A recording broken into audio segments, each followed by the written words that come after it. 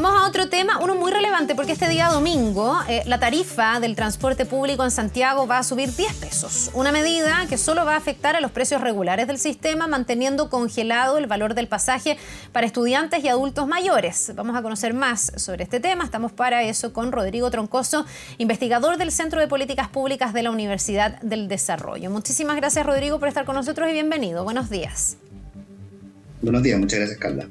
A ver, son 10 pesos después de mucho tiempo donde tuvimos tarifas congeladas. Entonces algunos esperaban que esta alza en los precios fuera mayor, mucho más abrupta. Aquí se ha hecho en el fondo un esfuerzo por contener estas subidas, ¿no? Está subsidiada de alguna forma el alza. Sí, no, efectivamente, es un tema político complejo, dado, ¿verdad?, la experiencia de 2019 con el último intento de aumento de tarifa, pero efectivamente desde entonces ya son varios años en que ha estado congelada y los precios han subido. Y el combustible ha subido con respecto a ese entonces. Y lo dice muy claramente el panel de expertos en transporte, que finalmente hace la sugerencia de subir las tarifas, que el alza, pensando en el largo plazo, debería ser del orden de los 220 pesos. 200 por ahí más o menos, ¿ya? Y de hecho la sugerencia fue subir 20 pesos ahora y finalmente la autoridad decide subir 10 pesos porque es un tema político complejo, pero es algo que debe ir haciéndose eventualmente. Ya, ¿y cuánto debería haber subido realmente? Por eso digo, la estimación del panel de expertos considerando el monto del subsidio, que es otro tema bien importante, porque aquí hay un subsidio que está detrás y la tarifa no financia todo el costo del transporte, y otro debate relevante que debería tenerse también es eventualmente definir si el tamaño del subsidio es el adecuado. Estamos hablando de un subsidio de los $1.000 millones al año en este momento. Entonces, son recursos cuantiosos que se están destinando a subsidiar el transporte público.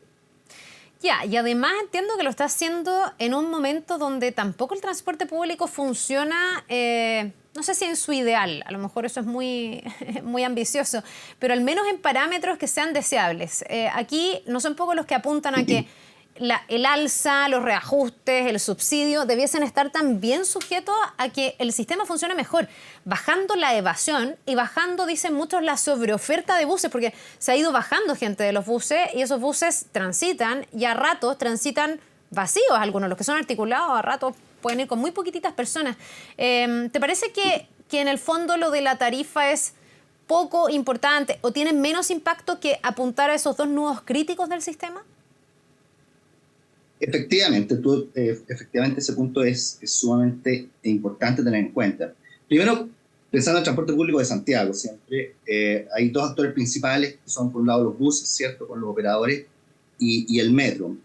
Respecto a los buses hay un cambio mayor, que a lo mejor algunos lo han notado más otros menos, pero cerca del 40% de la operación del sistema se renovó, ¿ya? Y está operando con nuevos operadores a partir de este año. Sí se ha notado en alguna medida la renovación también de la flota que ha ido ocurriendo paulatinamente. Eso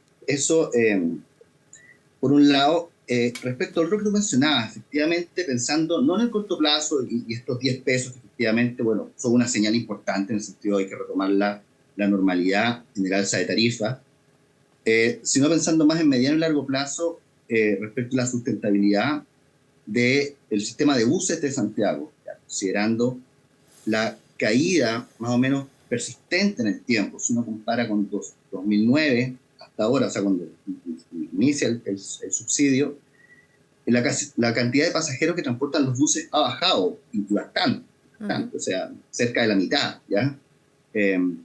Entonces, y como tú bien decías, el número de buses no solo se ha mantenido, sino que de hecho ha aumentado con respecto a ese año. Ya, o sea, circulan más buses de los que son necesarios. Ahí hay un primer ajuste que podría, en el fondo, significar abaratar costos para un sistema que tiene costos altísimos y que tiene además un subsidio altísimo, que muchas veces en regiones también miran con mucha rabia porque dicen, ¿hasta cuándo este saco roto en el fondo en Santiago si nuestro sistema de transporte todavía tampoco mejora?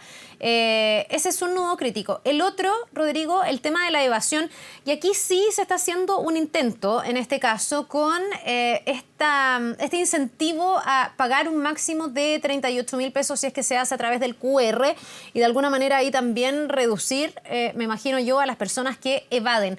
¿Te parece bien esa medida? ¿Es interesante? ¿Podría tener impactos para ir reduciendo una evasión que está disparadísima en el sistema? O sea, yo creo que vale la pena intentar, como el tema de la evasión es un problema complejo, hay distintas formas de enfrentarla, me parece adecuado, y siempre, por supuesto, evaluar. Por ejemplo, claro, esto se parece un poco a la modalidad de abonos mensuales o algo así, o de otra manera de verlo como un techo.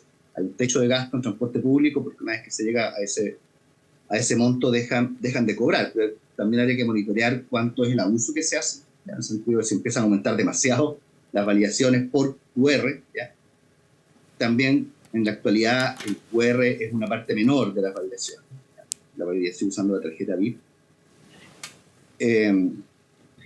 Y lo otro es a qué tipo de evasión se enfrenta. En la literatura se distinguen tipos de evasores, ¿ya? Porque no es lo mismo ese que de repente se olvidó cargar la tarjeta pero está dispuesto a pagar, claro, o que sube por atrás porque ve que le van a cerrar la puerta de adelante, ¿ya? Pero que es distinto del evasor duro, ¿ya? Por ejemplo, que él lo que está pagando es 0 ahora, entonces decir que va a pagar 38 no es atractivo tampoco. Ya, ese evasor más duro me imagino que solo está sujeto a mayor fiscalización. O sea, ahí es garrote, ¿o no? ¿O hay otra forma de desencantar o de incentivar a esa persona que no paga, que hoy día le sale 0, a pagar más? Sí, son problemas de nuevo, como te decía antes, son problemas complejos. También es importante las sanciones sociales, involucrar al conductor, que son cosas que se están haciendo. En todo caso, el Ministerio, hemos tenido reuniones en la DTPM y efectivamente son iniciativas que se están impulsando, ¿ya? Y como todo en políticas públicas, creo que es importante ir evaluándolas. Ya, el problema es que no ha tenido el impacto que se requeriría, ¿no? Siempre se ha hablado como de llegar a un 10% de evasión, hoy día estamos en torno al 40% y a veces más, ¿no? Efectivamente, estamos cerca del 40%, un poco más de eso, que es efectivamente muy alta. Y también es importante decirlo, en los buses, ya en metro la evasión es bajita. Claro. Bueno, ahí me imagino que hay un mayor control, además tiene sus guardias, el metro. Antes nadie evadía, ahora hay a lo mejor un ascenso, pero poco. Ya, entonces este incentivo de pagar con el QR con un máximo de 38.000, ¿sí debería tener una incidencia en el otro tipo de evasor o debería resguardar que alguien efectivamente no termine evadiendo o no pagando por estas circunstancias distintas que tú ponías sobre la mesa, ¿o no? Ahora, desde el punto de vista del pasajero, ¿es un buen beneficio para el pasajero? Una cosa es qué impacto tenga en la evasión, otra cosa es pensar en la familia. ¿Es importante que se subsidie de alguna manera o se ponga un tope al costo del transporte público? Bueno, como te decía antes, esta modalidad es bastante parecida a lo que existe en otros países, que son abonos mensuales, por ejemplo. De hecho, incluso un poquito más convenientes para el pasajero, en el sentido de que el abono, si no lo usa, se paga igual. En cambio, en este caso, si no se usa, no se paga, ¿verdad? Pero una vez que se llega al límite se dejaría de pagar. Me parece, primera impresión, hay que ver cómo todas estas cosas, ver cómo va evolucionando, cómo es recibido finalmente en la práctica. Pero primeras impresiones es que la persona que usa el transporte público en forma habitual, paga siempre su tarifa, lo recibe como una muy buena noticia. Y 38.000 pesos es un monto en el fondo que yo me imagino se calcula de alguna forma, ¿no? No sé si es un promedio, no sé si se hacen como probabilidades para ver cuánta gente podría estar... Porque alguien podría decir, pucha, pero es que yo uso menos el transporte, entonces qué injusto, el que usa hasta 38 pues puede viajar 1000 veces gratis. ¿Por qué yo no, si yo igual uso el sistema? O sea, 38.000 pesos. ¿Es algo que más o menos representa, no sé, la forma en que la gente utiliza el sistema de transporte? ¿Por qué esa cifra y no otra? ¿Por qué no redondearlo? No sé, en 35, en 30. No, sí, pero efectivamente, mira, la verdad es que yo no sé cómo llegaron al número en particular desde el Ministerio y qué otros antecedentes tendrán, pero haciendo un simple cálculo de 20 viajes a 800, 700 y tantos pesos, ¿verdad? En forma habitual, quizás más algunos viajes adicionales, o sea, el usuario habitual de transporte público que viaja a diario, casi a diario, le va a significar un beneficio con alta probabilidad.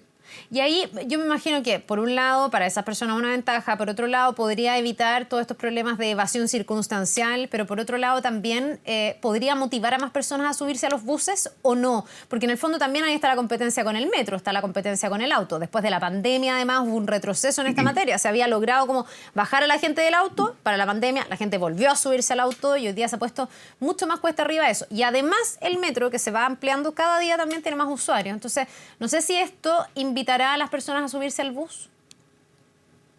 Yo lo veo difícil, ¿eh? Yo lo veo difícil en general.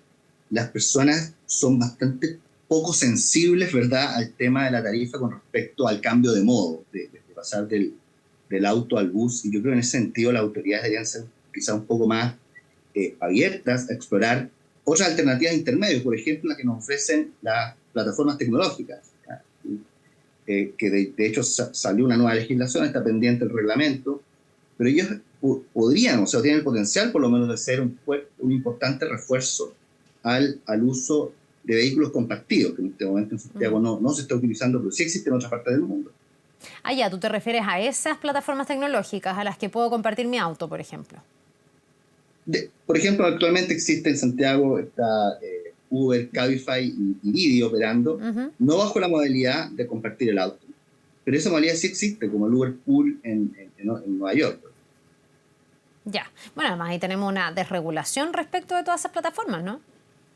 Que ese es otro tema. Tenemos una ley nueva que está pendiente un reglamento, y lo que sí que la ley no está muy inspirada a permitir compartir el vehículo. De hecho, lo prohibió explícitamente, o trata de prohibir, ¿ya?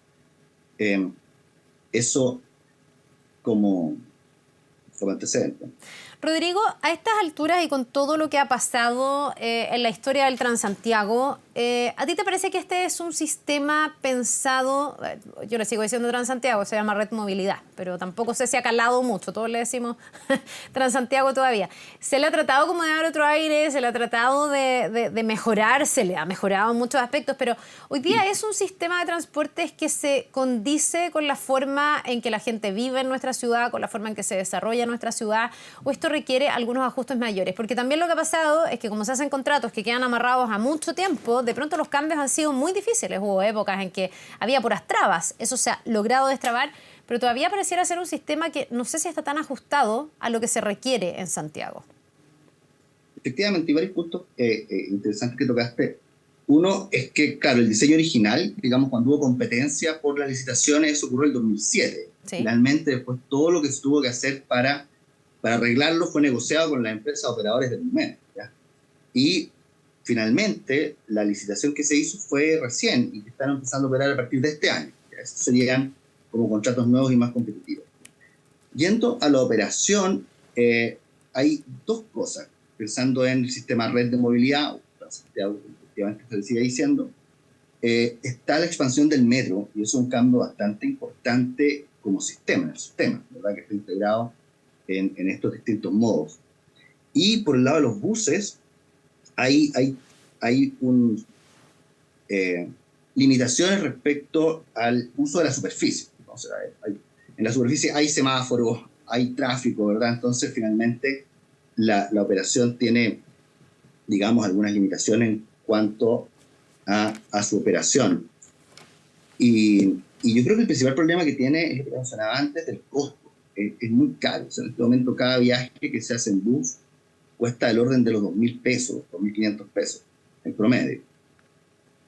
Oye, leí una información que lo leí porque lo criticaba Louis de Grant, que dice que van a empezar a circular unos buses de 2 pisos. Se ha tratado hace tiempo de establecer la circulación de buses de 2 pisos, y yo me preguntaba si no es un contrasentido cuando tenemos buses cada día más vacíos, poner buses más grandes. O sea, ¿son necesarios buses más grandes en nuestro circuito capitalino de transporte público? Efectivamente parece que no. O sea, y también midiendo algunas estimaciones que hemos hecho, precisamente los buses articulados son los más costosos de operar por pasajero transportado. Bueno, esos se han ido sacando de circulación, ¿no?, los articulados. En alguna medida, pero se han traído también nuevos. Ah, ya.